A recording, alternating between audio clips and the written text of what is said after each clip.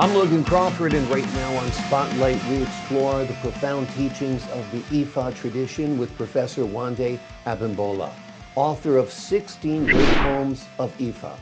This book offers rare glimpses into the spiritual and philosophical wisdom of the Yoruba culture, featuring 16 key Odu that feature key insights into destiny, leadership, and resilience. Through bilingual translations and deep cultural context, the professor brings the timeless poetry of Ifá to a global audience. We're delighted to have this very talented author join us here today on Spotlight. We thank the team at Atticus Publishing for helping us put him in the spotlight today. And we ask viewers like you to support authors like him by subscribing to our channel and by purchasing this amazing book. The links are below this interview. Professor, thank you so much for being our guest here today on Spotlight. Thank you so much. It's my It's our pleasure. pleasure. Great to have you on the show and learn more about your wonderful book. What inspired you to compile and translate 16 Great Poems of Ifá? Thank you very much. The tradition of Ifá is a wonderful tradition of West Africa. Most of the cultures of West Africa practice Ifá since time immemorial. But it started in nde Abi, in the homeland of the Yoruba people. So I was brought into this system by my parents, who were close to this tradition. My father was a priest himself. So from the age of 4, I was apprenticed to a major priest of Ifá. And I studied Ifá from the age of 4 till I was 12. When I was 12, then I went to a regular school. The British are still in charge of Nigeria at that time. So it's been my life since I was born. Yeah. And it has informed my life all the way through. Yeah. It's wonderful because now you're helping to inform other people's lives with these wonderful, insightful verses. How did you narrow it down to these 16 key verses for your book? Now, the literature of Ifá is very extensive. There are 256 Odu. Let us say an Odu is a book. In each book, you have 800 stories.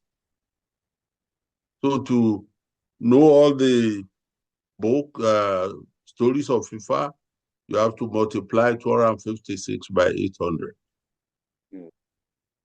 Nobody knows all of those, but to be a practicing priest of Ifá, who is called a Babalawo, you must know a substantial number, say like 10.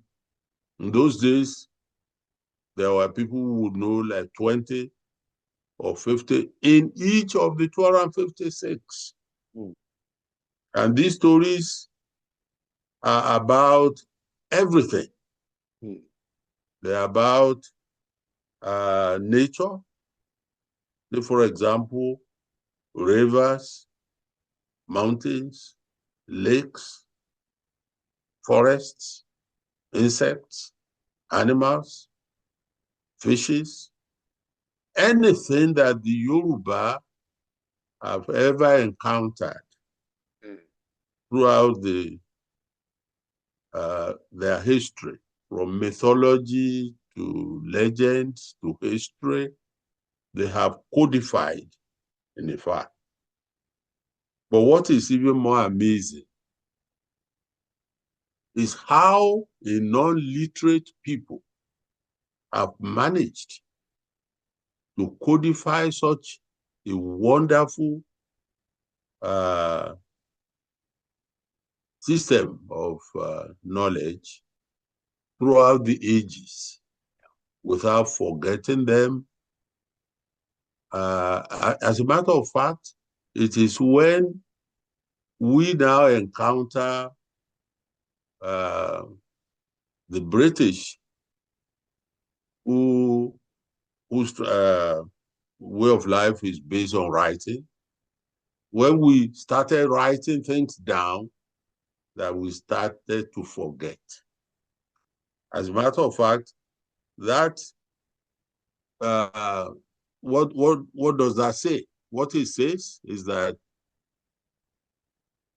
knowing how to read and write will very much be an enemy of remembering anything. When you know how to read or write, then whatever any information anybody gives you, you quickly write it down, put it away. Okay. You never try to concretize that in your mind so that you don't ever forget. So your remembrance or memory becomes a little bit shallow. Yeah. There were babalawos in those days who could chant 50, 80 stories out of the 800 in one, in 256 places. Amazing, amazing. So you've taken these extensive writings and boiled them down to 16 key passages to make it more understandable, more relatable, more useful to people both within the Yoruba culture and those outside of it. Tell us what you hope that readers take away from your book. Well, I'm hoping that this will be an introduction to the literature of Ifá. As a matter of fact, the book, that 16 Great Poems of Ifá, was originally commissioned by UNESCO. UNESCO in Paris. And when they asked me to, they said, we've been hearing about this tradition called Ifá. Can you write a book to let all the peoples of the world know about it? I decided that I would just pick key 16 stories, write them down in the in Yoruba, which is the language, the original language of Ifá, and then translate them into English, annotate them, and write like a page or two or three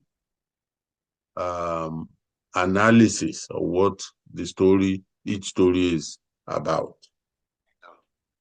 So I'm hoping that